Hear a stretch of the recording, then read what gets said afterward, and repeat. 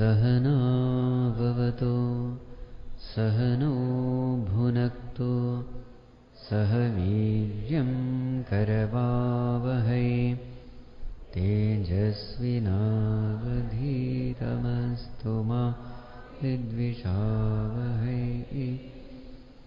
ॐ शान्ति शान्ति।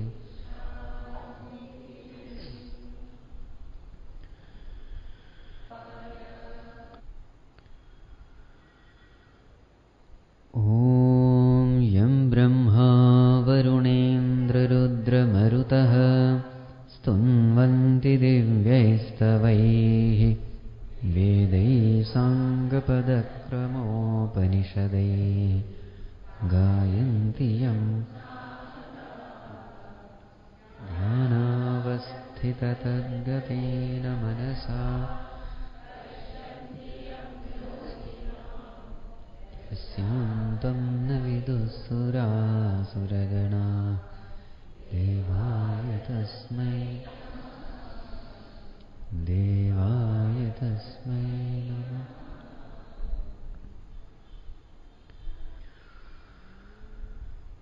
ॐ श्री परमात्मने नमः। अथ षोडशोऽध्यायः। दैवासुरसम्पद्विभागयोगः। श्रीभगवानुवाच अभयं सत्त्वसंशुद्धिः ज्ञानयोगव्यवस्थितिः दानं दमश्च यज्ञश्च स्वाध्यायस्तप अहिंसा सत्यमक्रोधः त्यागः शान्तिरपैशुनम् दया भूतेष्वलोलुप्त्वम्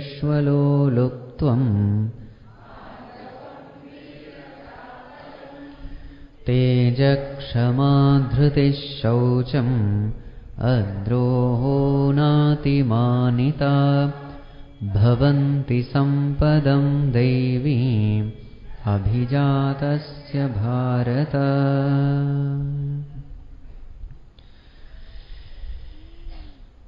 So in the first 3 verses, Bhagavan gives 26 Devi Sampat, divine virtues.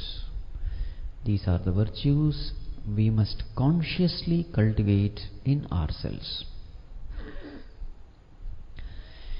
Now, after having dealt upon Devi Sampat in detail, now Bhagavan takes up Āsuri Sampat.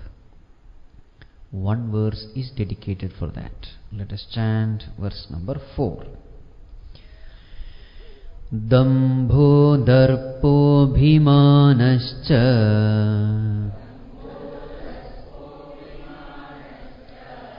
krodhah parushyameva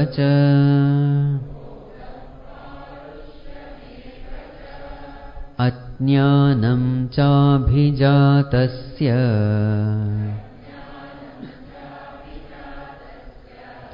partha sampadamāsurim. Dambho darpobhimanascha krodhah parushyameva ajñānam cabhijatasya Partha sampadamāsuri. Yes. O Partha, these are the Āsuri Sampat. What are they?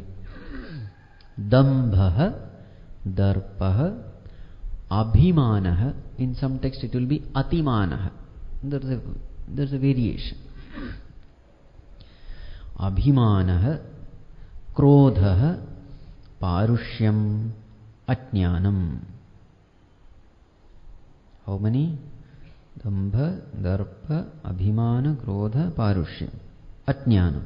6. 6 vices are mentioned here. In this, the one vice one negative trait which brings in everything else is ABHIMÄNA. The one thing which is the mother of all vices. Whatever, mother or father. Right. Along with this one thing called ABHIMÄNA, everything else comes. Earlier in Daivi Sampat, it was nātimānitā, humility. Humility is a Daivi Sampat. Arrogance, ego, self-conceit, it is Āsuri Sampat.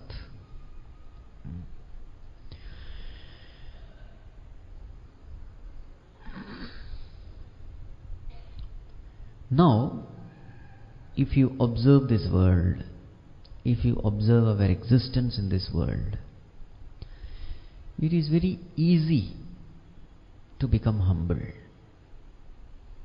The Supreme Lord, out of compassion, has designed the world in such a way that every one of us can be humble. Yes or no? Just pay attention to the realities of life. That itself is enough to become humble. By ourselves, we don't have anything. Even our existence depends upon infinite number of, countless factors. If you start counting, what are the things needed to exist on this planet? How many factors can you count? It is infinite. Food, shelter, clothing, air, water, humidity, temperature. Externally, internally again, kidney, liver, brain, everything has to function. How many factors can you count? Each and every cell has to function. Nervous system has to function. Now, how many factors are in our control? Not even one, isn't it? So we are alive because of the grace of God. We are alive because all these infinite factors have come in a harmonious way, in a conducive way. Who has brought all these factors together? Can we claim that we have brought it? No.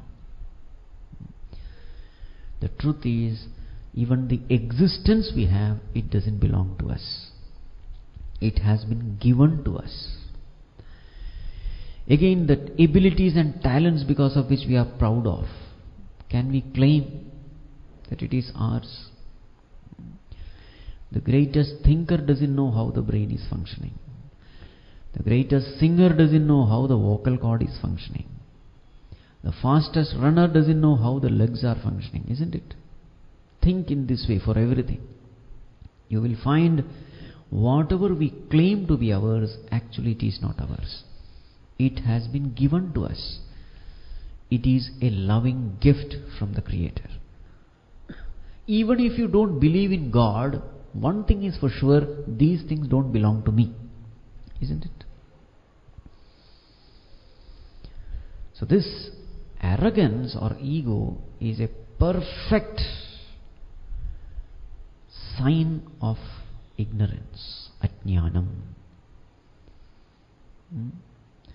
And you will find in life all our suffering is because of this ahankar, this ego, which has no existence at all. Ego is something created by our own wrong analysis of life. So if you want to have a peaceful life, happy life, just puncture this ego. Never revel in the joys offered by this ego. Ego has its own joys. Never be tempted by those joys. Ego is that thing which kicks out the Lord who is present in our heart. The heart can be ruled either by the ego or the Lord. The question is, who is ruling your heart? Is the ego ruling your heart or the Lord ruling your heart? A person with Devi sampat, what will he do? He will make the Lord rule his heart. Bhagavan, I am a nobody, you are everything. Then that means what? You allow Bhagavan to rule you. You allow Bhagavan to rule your life. You make Bhagavan your boss, your master. You surrender to Bhagavan. What does this egoistic person do? Which God? That will come later anyway. Bhagavan is sidelined, ignored, discarded, and now he takes the credit of whatever he has and whatever he has done. This is Abhiman, ego. What is the expression of ego? Now, first of all, we have to understand the ego also provides certain joys. What is the joy of the ego? An egoistic person is joyous when he is praised. An egoistic person becomes happy when he is awarded and rewarded, when he is recognized, when his possessions increase, when his power increase, when his influence increase. There is a joy. There is a subtle joy in our heart when we are egoistic.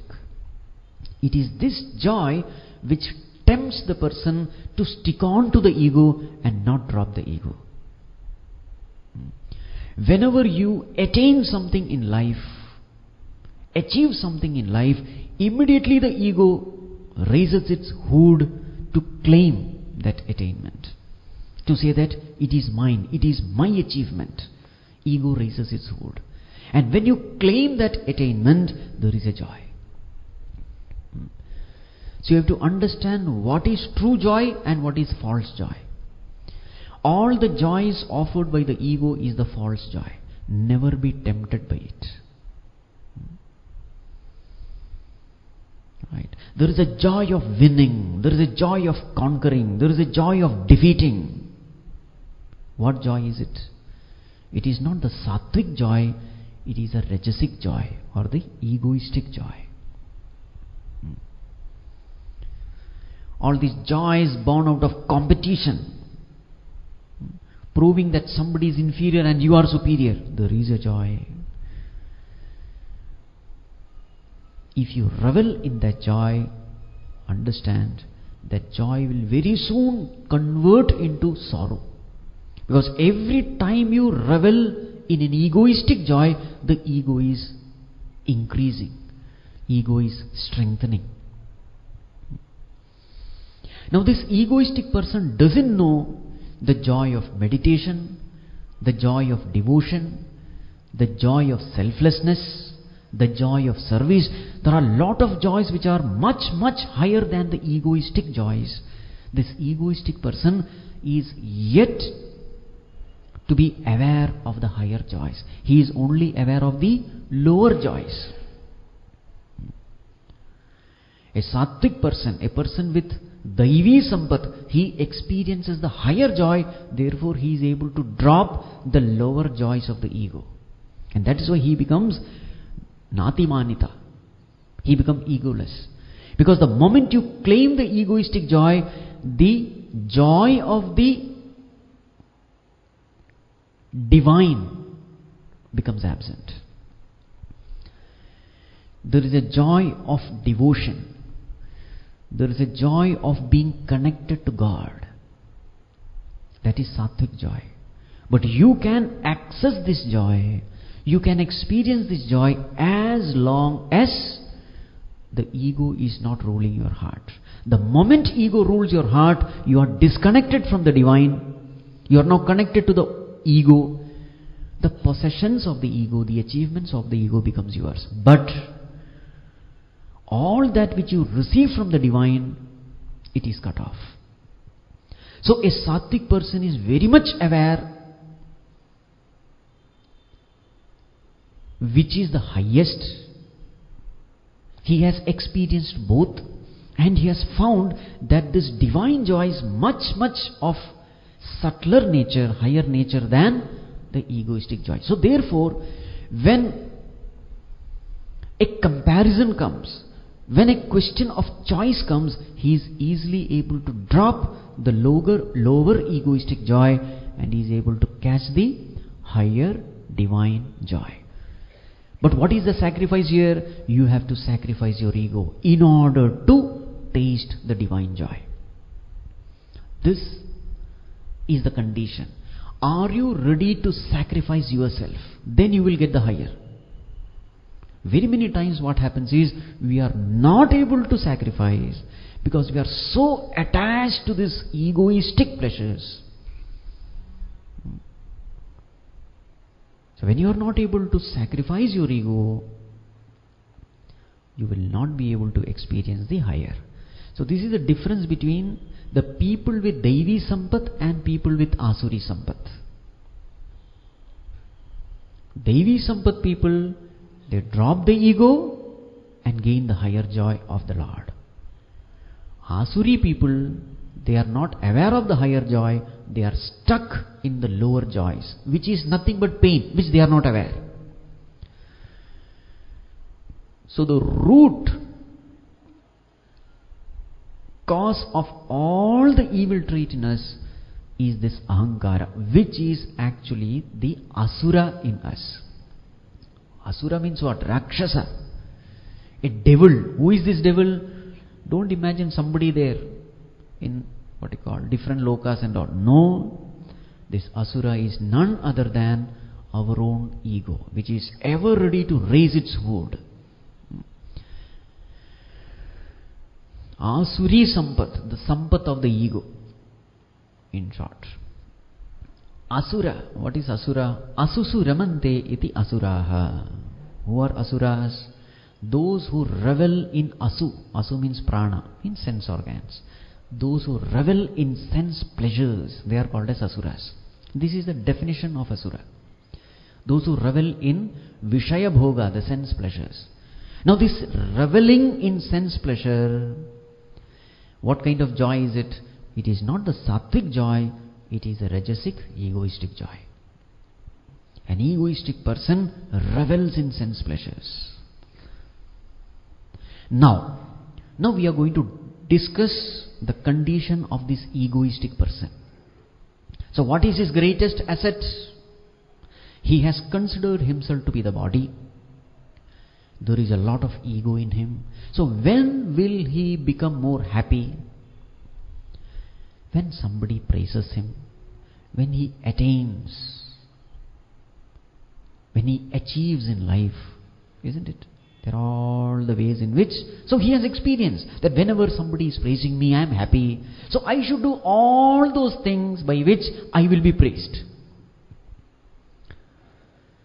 So what has to be done? See the first one, dambha. Dambha is automatic for an abhimani person. Dambha means pomp and show. Whatever you have, you want to show it to the others. Whatever good things you have, not the negative things. All goody things you will expose it in the public so that others will see it, others will praise you. What you want is praise, because praise is giving you happiness. How will you get praise from others? Unless others know what all good things you have, how will they praise you?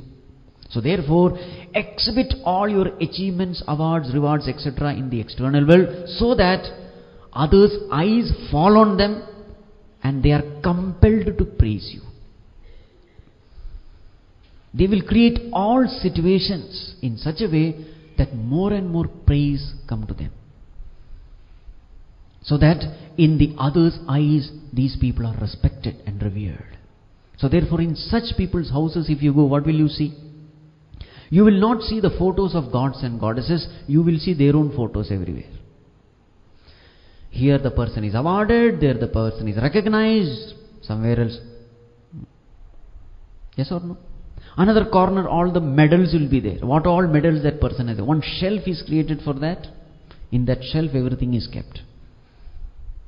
Beautifully arranged. So that whoever comes, he'll be waiting there in the drawing hall or whatever. And when nothing else is there, he will look around.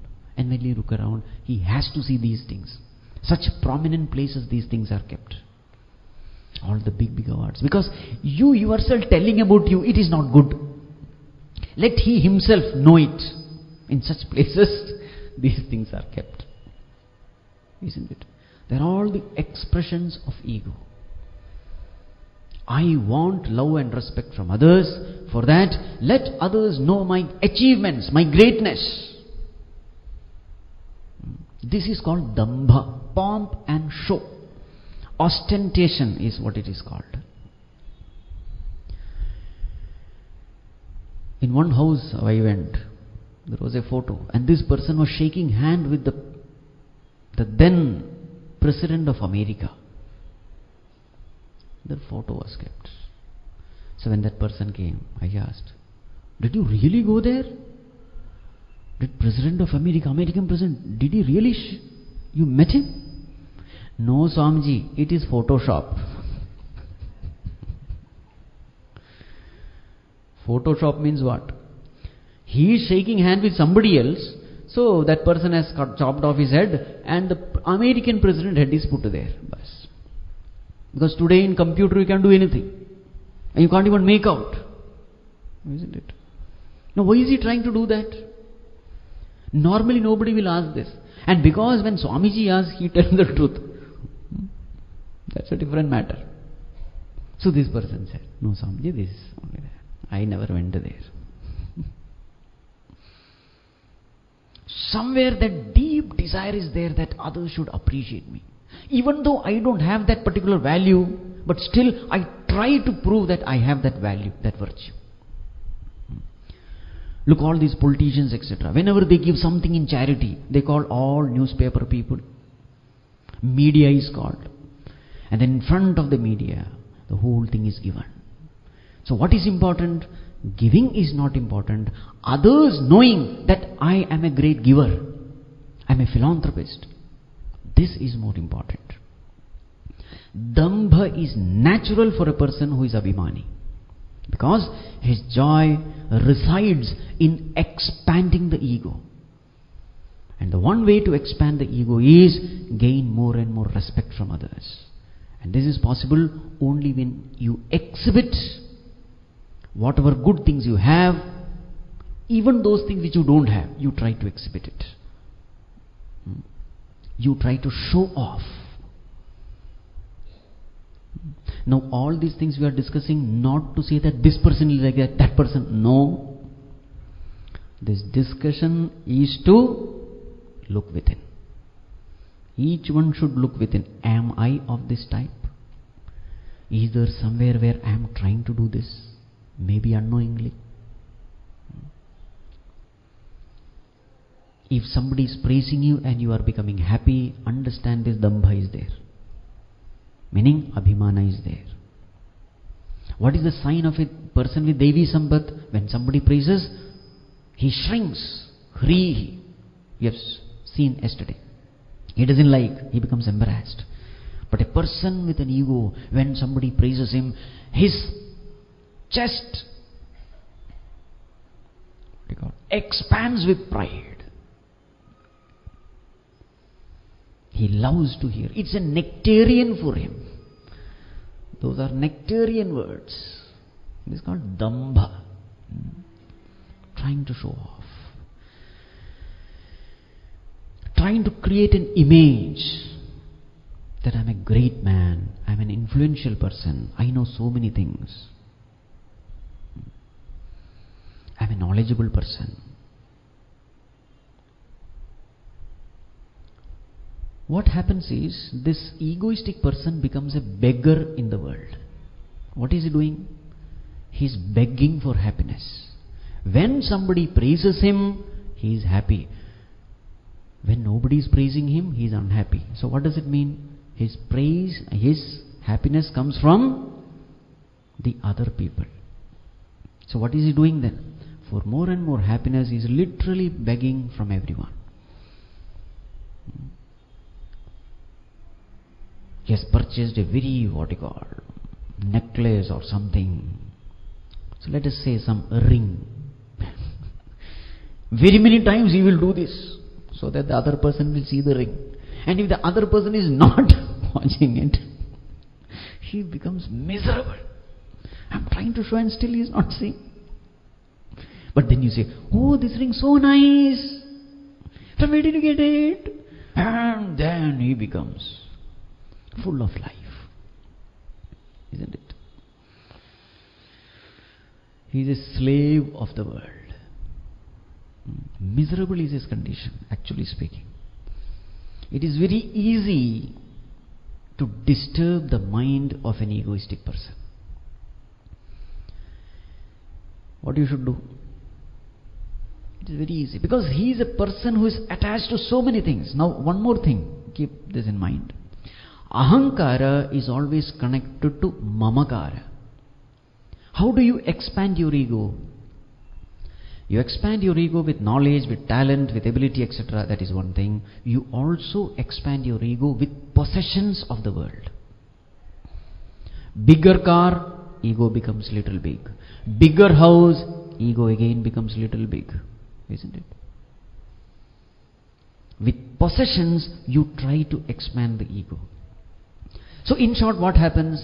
This person is attached to so many things because he has so many possessions. Greater the possessions, greater the ego. Greater the possessions, greater the attachment. So therefore, since greater is the attachment towards the world, it's very easy to disturb him. Wherever there is attachment, there is a potential disturbance hidden, isn't it? And that is why Krodha term has come here. Krodha.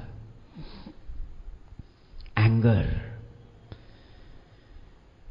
Whenever somebody meddles with the things of your attachment, you can't stand it. You become irritable in nature. The irritability level of an egoistic person is very high.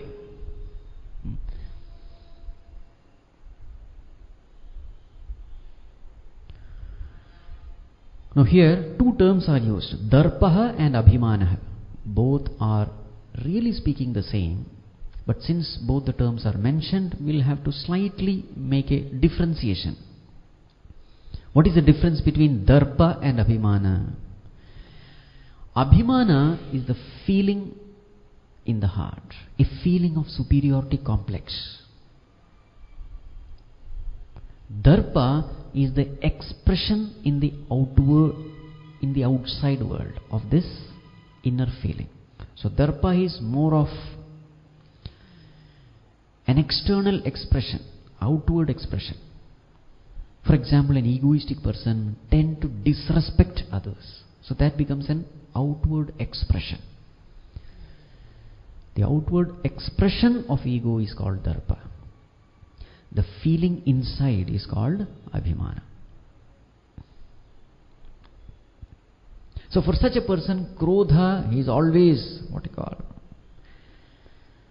anger is at the tip of his nose, as they say. Irritability level is very, very high. For every little things, he becomes irritable. The key of his happiness is in everybody else's pocket, as they say.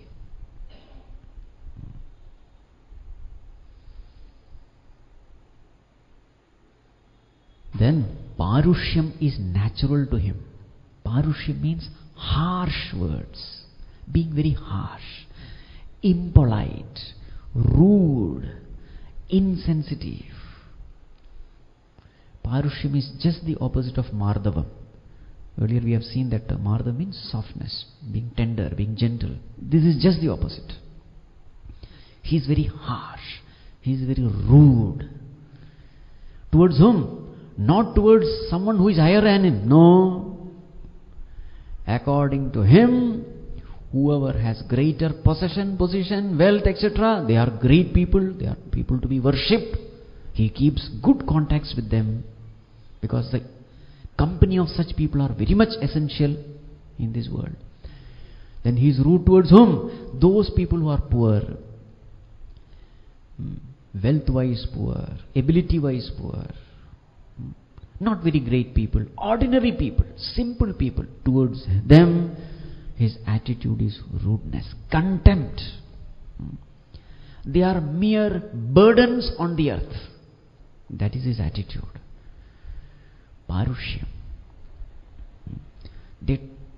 Such people totally ignore the common man. Parushyam. And what about the knowledge of this person? Ajñānam. The greater the ego, the lesser the knowledge. This person can never gain knowledge of anything. Why? In order to gain knowledge, you must bow down in front of people who have knowledge, isn't it? Bowing down is one thing which is unknown to him.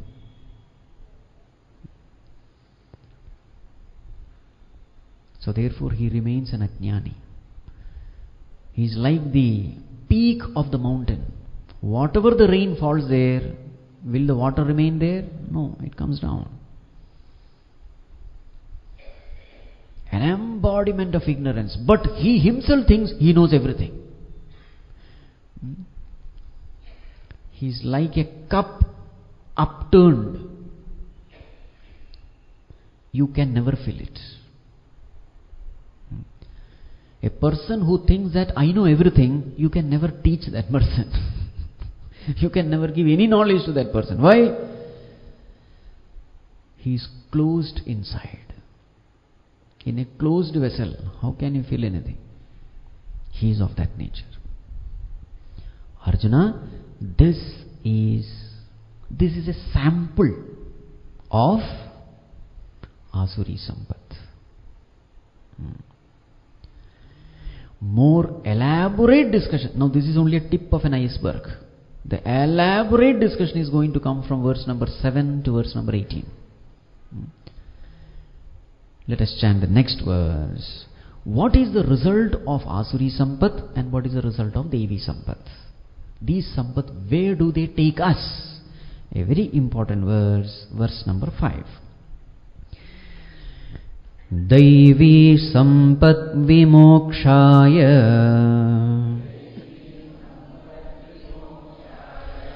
nibandhaya surimata māshuca sampadam devīm abhijātosi pandava Devi sampat vimokshaya nibandhaya surimata māshuca sampadam devi abhijātosi pandava. Yes. Devi sampat vimokshaya. Arjuna, this Devi sampat is such, it will take us to liberation. It becomes a means of liberation. So if you want moksha, you have no choice, you have to gain this sampat. What sampat? Devi sampat. And what will happen if you cultivate in you Āsuri sampat? Nibandhaya Āsuri mata. This Āsuri sampat is also a sampat. It's a wealth. What is a wealth? Wealth is something which you earn through your hard work, through your conscious effort. What is the result of Āsuri sampat? Nibandhaya. It will bind you. It will bind you to this world. It leads to bondage. Both of them, they are sampat. Devi sampat and Āsuri sampat. Both of them are their sampat. It is something which can be consciously cultivated, earned. Arjuna, be careful of what kind of sampat you are earning. If you are earning Āsuri sampat, it will only create bondage. Bondage means what? Suffering. Bas. One word of what you call? Bondage means, in one word, it is suffering. Very many times we don't understand what bondage is. So if you want to suffer, earn this wealth. with full force, with full enthusiasm, if you want to suffer. Āsuri sampat. Now Arjuna has a question. Bhagavan, Arjuna is a little scared also. Bhagavan, what about me? Everyone will have this question, isn't it? In which category do I belong? The people with Devi Sampat or people with Āsuri Sampat? Because when I look into myself, I find all these Āsuri Sampats are there in very good measure. This is the way the devotees look at themselves. If you are a true devotee, you will keep yourself in Āsuri Sampat category. Because there is always some or the other negativity is there.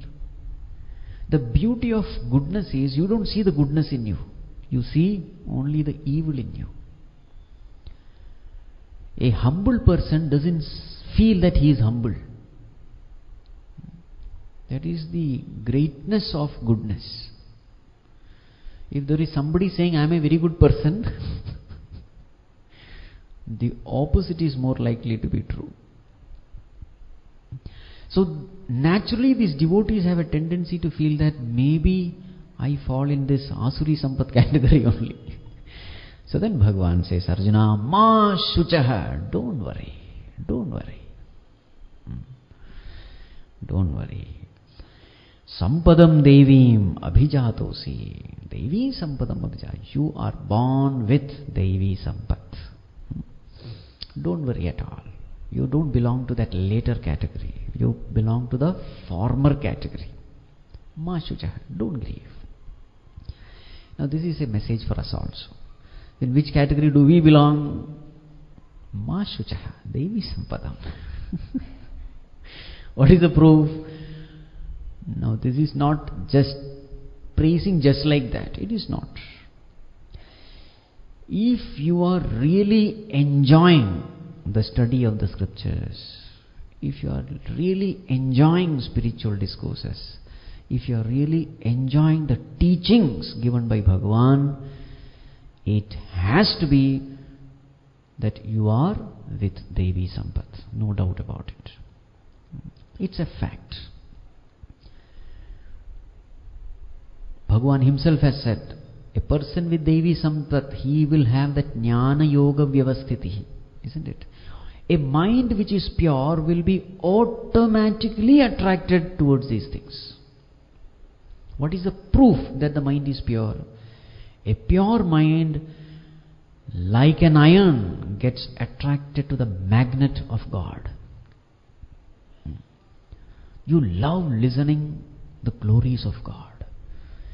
You love listening to the truth, to spiritual discourses. If you are having the taste for spiritual study, this taste is born definitely out of Devi Sampat. Suppose the mind is filled with Āsuri Sampat, you will not be here. We have put some 1 or 2 hoardings there. How many thousands must have seen that hoarding? Yes or no? Somewhere you feel that it is important, it can bless my life, this knowledge is important, I must gain it, I must practice it. Now what is it that which pulls you here? It is not an accident. No. In this world there is nothing called accident. Everything is perfect, perfectly designed by God. So if you are attracted towards this kind of knowledge, know for sure that it is because of Devi Sampat. And if you are repelled by knowledge, know for sure that it is because of Bas. To the extent you feel the intensity of spirituality, the spiritual practices, to that extent Devi Sampat is higher in you. To the extent you are repelled by spirituality, to that extent Āsuri Sampat is higher in you. It's a fact.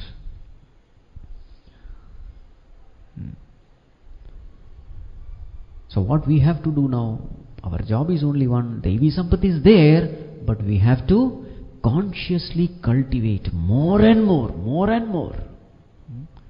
This is our responsibility. It is there, but the problem is that Āsuri Sampat is also there. We can't deny it. It is there. So what has to be done? Āsuri Sampat has to be minimized. Now that we know that this is something to be cultivated, so now we can consciously practice it. That is where the study of the scriptures help us. We know now what to do. What is it that we should cultivate? What is it that we should be ashamed of? We should eliminate from our personality. When we consciously cultivate it, when we give this as the highest priority in life, you will find how quickly these values enter into you. It becomes a part of your personality. But for that, conscious effort is a must. So Arjuna, you don't have to worry. You have Devi Sampat, no doubt. Now Bhagavan says, Arjuna, I have described Devi Sampat in detail. Let me describe the Āsuri Sampat now. Next verse. Dvau bhuta sargau lokesmin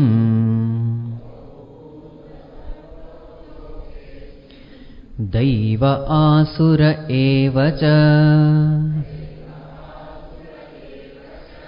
Daivo vistarashah proktaha Āsuram partha me shrunu Dvau bhuta sargau lokesmin Daiva asura evacha Daivo vistarashah proktaha Āsuram partha me shrunu. Arjuna, asmin loke, in this world, there are two classes of people. Two sets of human beings.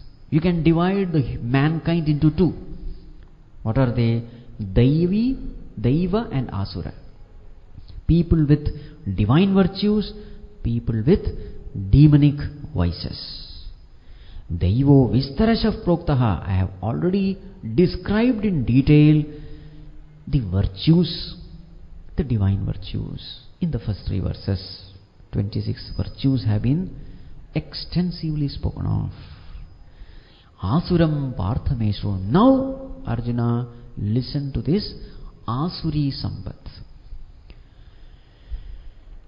So now the discussion from 7 to 18, it is about Āsuri Sampat. So let us start from 7. 7th verse. Pravrittim cha nivrittim cha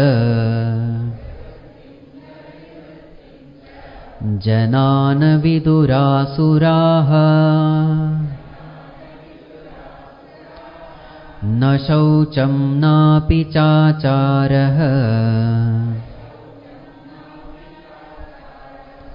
na satyam teshu vidyate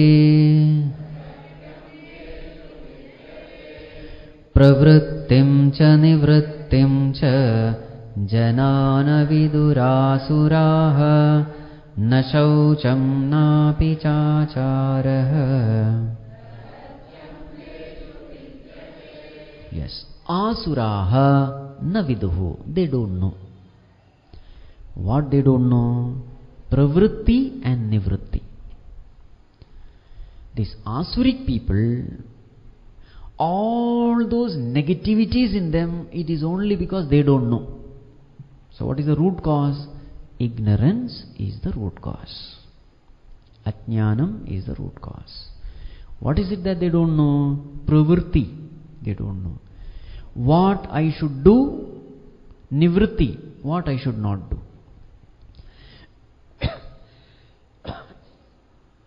What are those actions when I take up, I'll become truly blessed, truly fulfilled? I don't know. What are those actions from where I should refrain? I don't know. They don't know. Na shaucham, there is no cleanliness in them, purity in them. Nacha acharaha, no noble conduct. Na satyam teshu vidyate. In them you will not find satya, honesty. They are dishonest. So these are the things, main things you will find in their life. What should not be done, they will do it. What should be done, they will have no interest in doing it. This is one aspect. Na shaucham, there is no purity at all. Their whole life is in a mess. And what kind of character they will have? Ignoble character. Nacha achara. Noble conduct is missing in their life. And they are dishonest to the core. But Bhagavan, why do they do it? Arjuna, they do this because they have a particular philosophy of life. Each and every one of us, our life reflects what kind of philosophy we have about life. So therefore, Arjuna, you must know what is the philosophy of their life, what is their vision of their life. So the next verse shows what is their vision of life, their understanding of life, the philosophy of life. Everything depends upon this vision. So what is their vision? That is said in next verse. Important verse. Asatyam pratishtham te jagadahuraneeshwaram aparaspara sambhutam kimanyat kamahaitukam asatyam pratishtham te jagadahuraneeshwaram aparaspara sambhutam. Yes, so this verse shows their philosophy, their drishti. You will find in the next verse, etam drishtim avashtabhya. Verse number 9 starts with etam drishtim, with this vision of life. So therefore, this verse tells about their vision of life. Now, how do we form our understanding about life?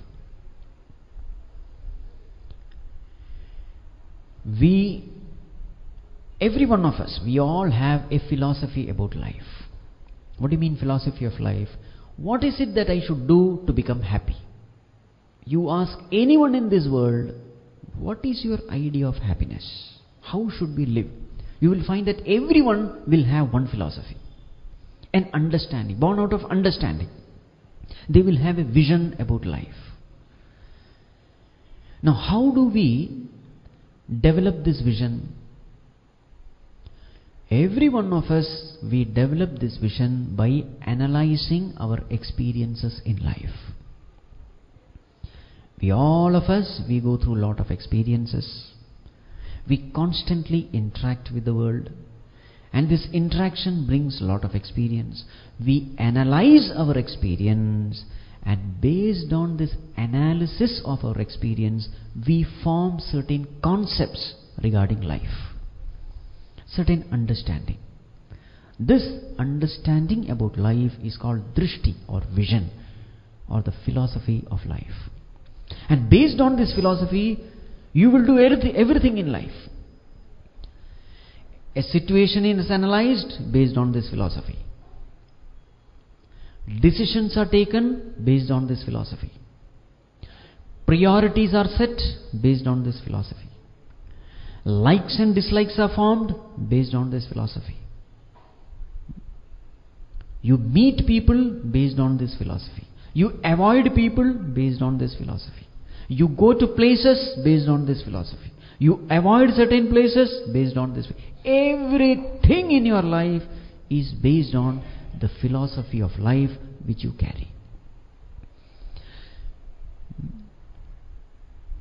So therefore, the most important thing is the vision of life, or the philosophy.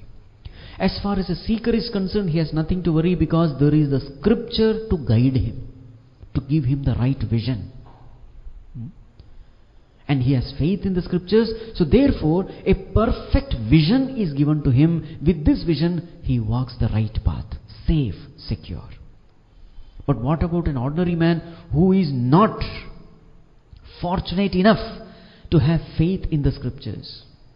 Such a person will have to make his own philosophy based on his experience. There is no guidance which he takes from others. What is that philosophy which will make? Now here we are talking of such people. So what is his philosophy? That is what is shown here. So what is said here? Te ahuhu, they say. So this is their philosophy.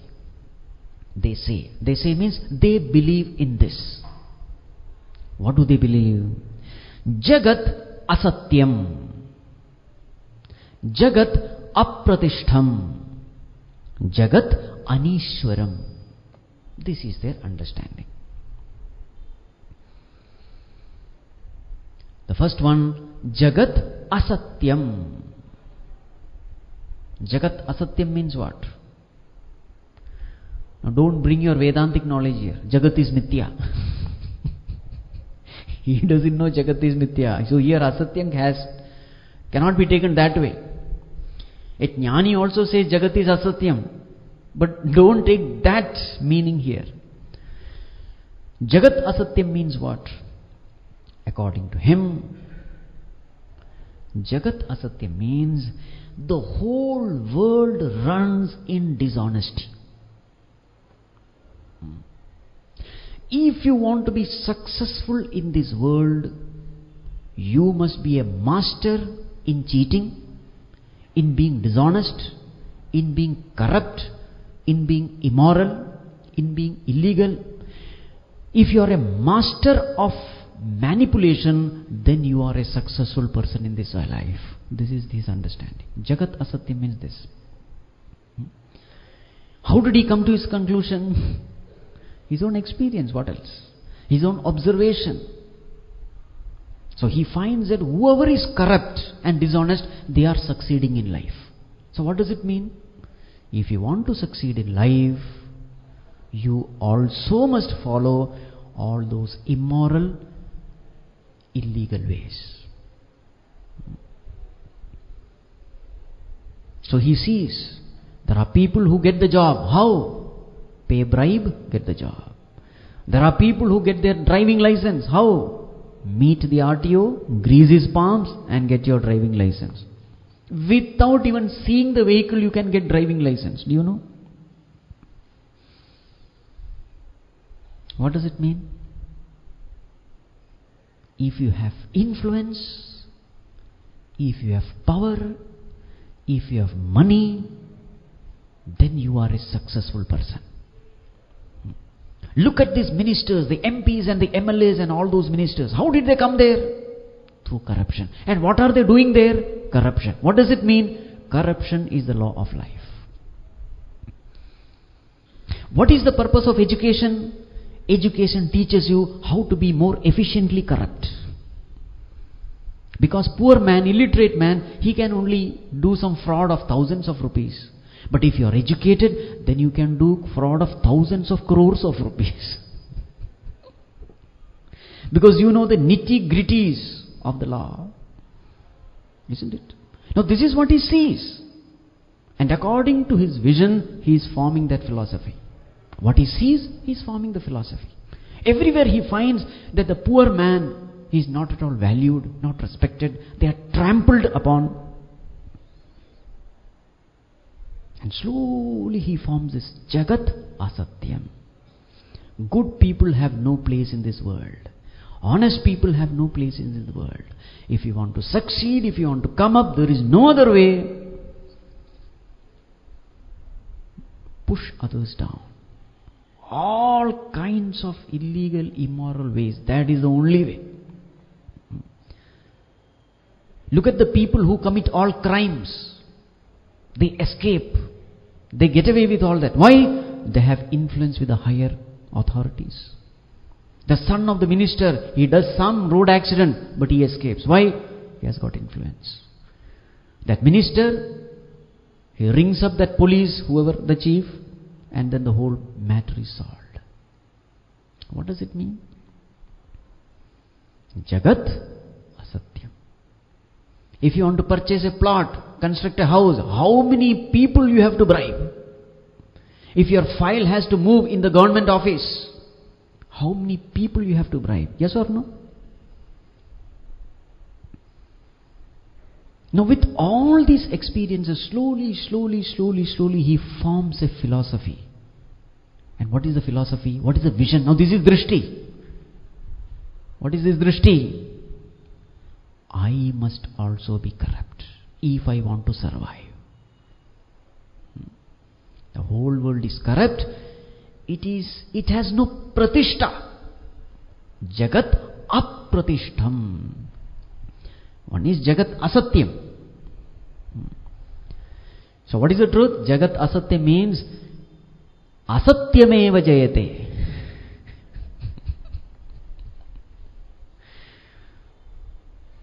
Please understand, we are talking about Āsuri person.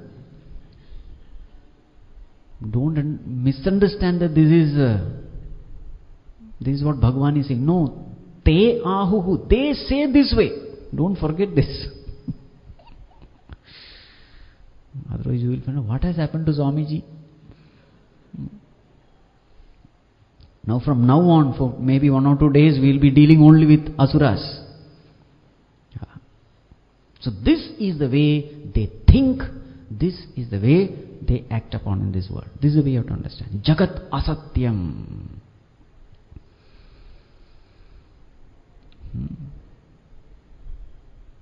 Jagat asatyam. And he will have lot of examples to quote. Mahatma Gandhi was killed, isn't it? Who was Mahatma Gandhi? A person who walked the path of truth and non-violence. So what is the proof? What is the conclusion? A person who walks the path of truth, he can't survive. Mahatma Gandhi was an embodiment of truth and non-violence. But what did this world do? Killed him. Jesus Christ, an embodiment of goodness. What did this world do? Crucified him. Martin Luther King, the follower of Mahatma Gandhi, what did this world do? Killed him. Abraham Lincoln, a gem of a person, what did this world do? Killed him. Shot him to death. Therefore, what is the conclusion? Jagat asatyam. If you want to survive in this world, if you want to be successful in this world, there is no choice for you. Now, once you form this philosophy about life, what will be your lifestyle? Need not say, isn't it? You cannot but live your philosophy. You are your philosophy. Such a person who has got this kind of philosophy, you will find him helplessly becoming a murderer, a criminal, a gunda, whatever name you call. You take an interview of all the prisoners in the jail. They will have this philosophy. They will be burning in revenge. Jagat asatya.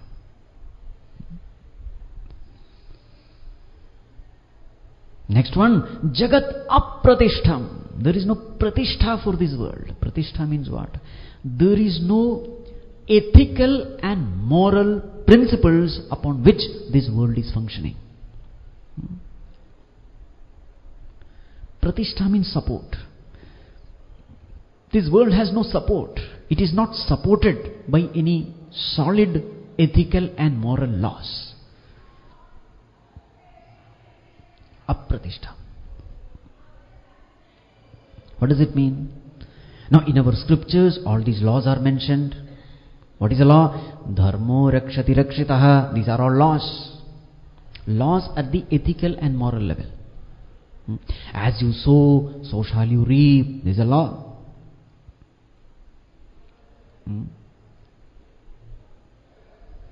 Karma theory, it's a law.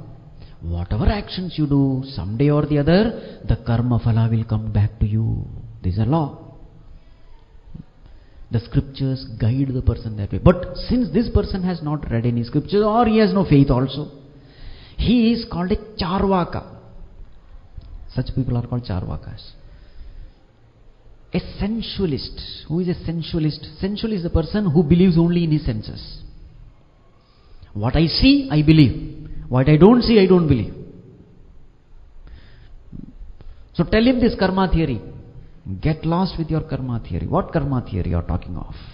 There is nothing called karma theory. In this world I see the corrupt people are enjoying life and the poor people are suffering. Where is your karma theory here? This is what he will argue. This really happened once when I went to one devotee's house. In fact, that Amma had called me for Bhiksha. I didn't know that her husband was an atheist and all this kind of.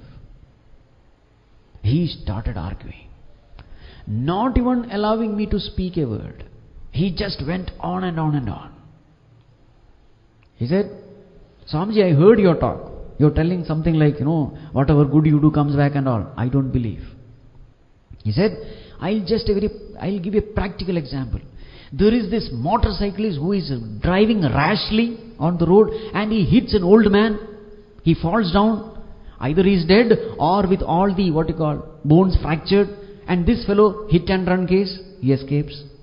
Where is your karma theory? The sowing is done by somebody, reaping is done by somebody else. His careless driving, but who is suffering? Somebody else. Where is your karma theory? It's not that we don't have answers. We have answers, and I know you also know the answer. What is the answer? May not be in this birth, some birth. Old man must have hit this young fellow. So somewhere the equation has to match. This is karma theory. This fellow saying, in front of my this, I don't talk about this rebirth and past birth and all nonsense. I don't believe in it. No, he says, I don't believe in this karma theory. In this world itself we find that such injustice happening. What is your answer? Now this is called Jagat Aparajitananda. See, unless you study the scriptures, you will never know. When you see only depending upon your senses, when you see the world, these questions are natural. Small children suffering in the slum, rotting in the slum, mentally retarded. Now where is karma there? Child is newly born, he is yet to do some karma, but he is suffering. What answer will you give? So they say this karma theory and all useless. Jagat Aparajitananda. There are no moral or ethical laws. We find all categories in this world. Apratishtham.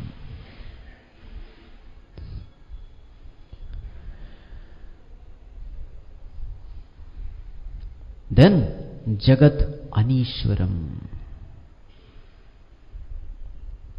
If you say there is a supreme Lord who is taking care of this universe, an omniscient Lord, an omnipotent, omnipresent Lord who is taking care of this universe, he says, stop your nonsense. This world, which God? Prove it. I believe only in proof. I am a rational person. Don't talk this nonsense to me. You say there is God. Prove it. Which God are you talking of? And then he will quote examples. India is considered to be a spiritual country with so many temples, etc. How many times the Mughals and the foreigners have invaded? I don't know what that Ghazni, what is his name? Ghazni. Ghazni. He attacked some temple, Somnath temple, I think. 17 times he attacked, looted everything from there. At that time these Brahmanas were chanting mantras. They killed those Brahmanas also. Looted everything, gems and jewels. Your God, which is worshipped inside that sanctum sanctorum, they lifted that God also. made of gold or silver or whatever. If that God cannot protect himself, how is he able to protect the universe? Finished.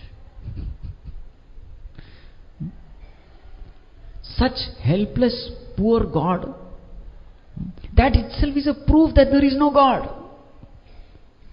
You are doing so much of worship there, chanting there, this, that, etc. Everything has been done. That God cannot protect himself. And these invaders, they took that also away. They entered into the sanctum sanctorum, took that God away. That itself shows that there is no God. Isn't it? All the temples in India, everywhere you will find gods and goddesses in a mutilated condition. These idols which are carved on rocks, everywhere it is mutilated.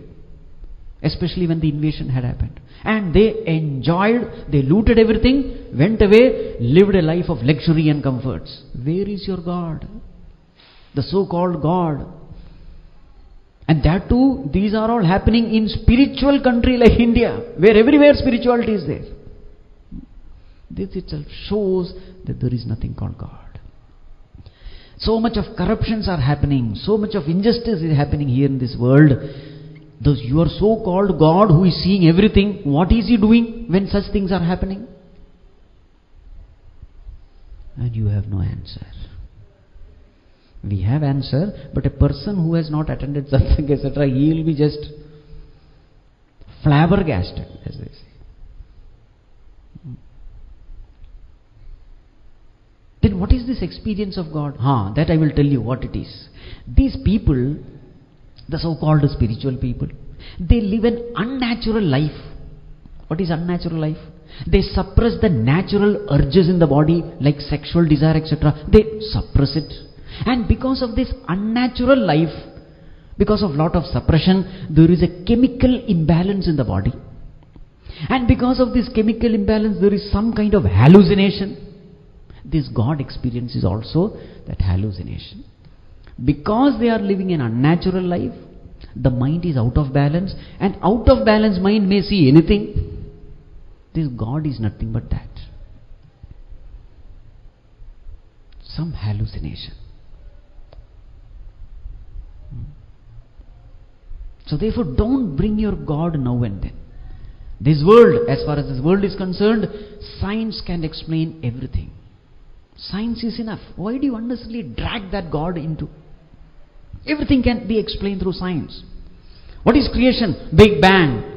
And the whole world is created. Why do you bring God there? God created the world. When everything can be explained through cause and effect, when everything can be explained through laws of physics and laws of chemistry, the chemical reactions, when everything can be explained logically this way, why do you bring your God here? Now this is called Jagat Anishwaram. There is no God. Science can explain everything. You don't have to bring your God in between. Now they will cite some examples. Look at that Swami, that fake Swami. He was showing lot of miracles, bringing out things from air. Actually, it is fake. Why? Science can explain it. And then they will show that these things can be done. Bringing out maybe vibhuti from somewhere, or some kind of miracles. They say there is no miracle here, it is nothing but science. And they prove it. Some chemical or something. And therefore, what is the conclusion?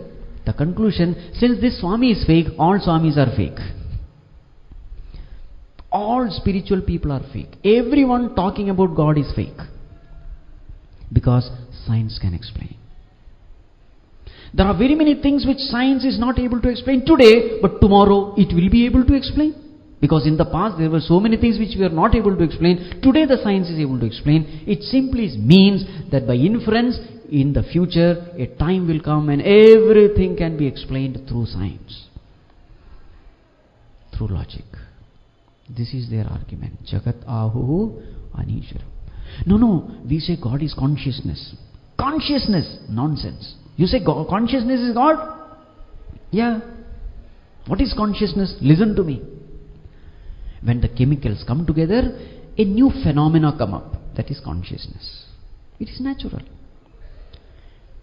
Now these Charvakas, they believe only in these 4 elements. What are they? Air, fire, water, earth. They don't believe in space as an element.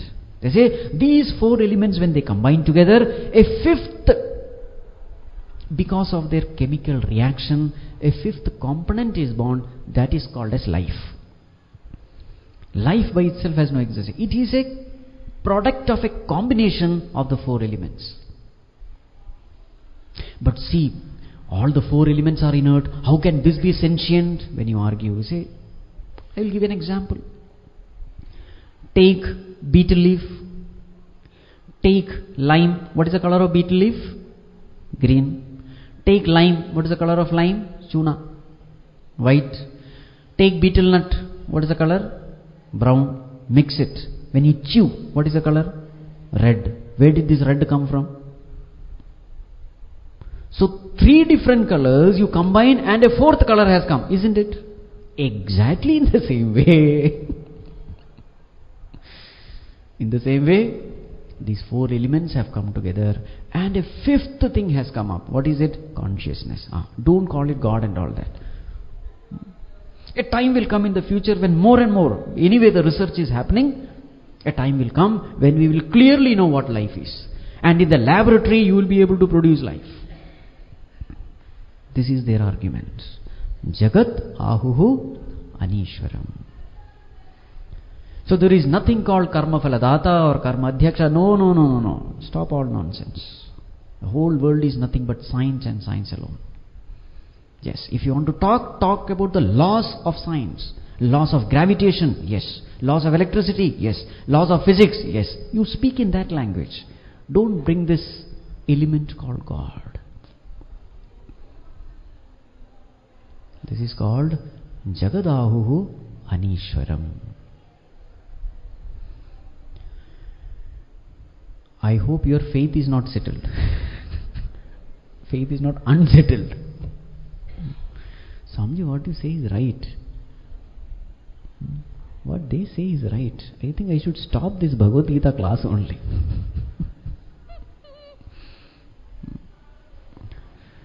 You must have enough reasoning power in you to say that what all has been said, these arguments of a Āsuric person, they are all fallacious. You must know it. See, such arguments are good because it makes us think. Meeting such people are also good because you rake your brain in order to get a satisfying answer. Now and then in life you meet such people. So what is the definition of Jagat? Asatyam, Apratishtham and Anishwaram. Now you ask him, but how is this creation happening? Arey, Aparaspara Sambhutam. It's as simple as that. How do the species go on multiplying? Aparaspara Sambhutam. Male, female come together and then the children are born. But why do they come together? Kimanyat kama haitukam. They come together because of sexual desire. Finished.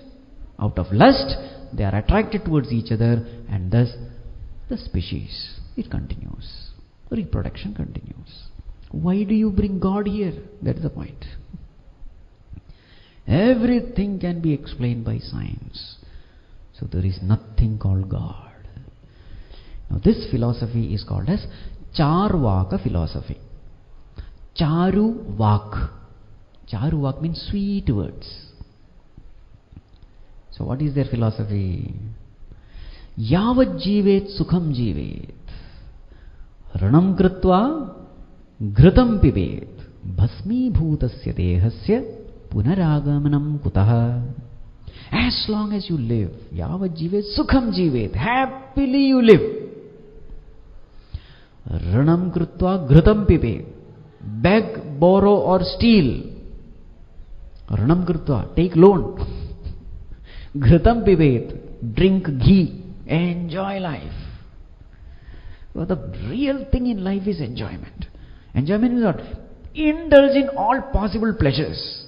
Live in every moment. Every moment you should enjoy. Eat, drink, be merry. Ranam krutva ghritam pibe. What is death? What about rebirth and all punya papa? Nonsense. There is nothing called punya papa. There is nothing called dharma dharma. Bhasmi bhutasya dehasya punaragamanam kutaha. How can a body which has been turned into ashes, where is the question of its coming back? So you believe in punarjanma? Nonsense. Use your common sense. How can a body which has been turned into ashes, how can it come back alive? So therefore there is no punarjanma. This is called Charvaka philosophy. So what is the purpose of life? Artha Kama. There is nothing called Dharma, Moksha and all. Dharma, Artha, Kama, Moksha. Only two they accept. Artha, Kama. Earn as much as you can. Indulge as much as you can. This is successful living. Now, when you have such a philosophy about life, if this is your understanding about life, how will you live your life? That is the next topic, which we will see tomorrow. Om Sarve Bhavantu Sukhinah, Sarve Santu Niramayah, Sarve Bhadrani Pashyantu, Ma Kasyat Dukkha Asato Ma Sadgamaya, Mrityorma Amritam Gamaya. Om Shanti Shanti Shanti. Hari Om Shri Gurubhyo Namaha. Hari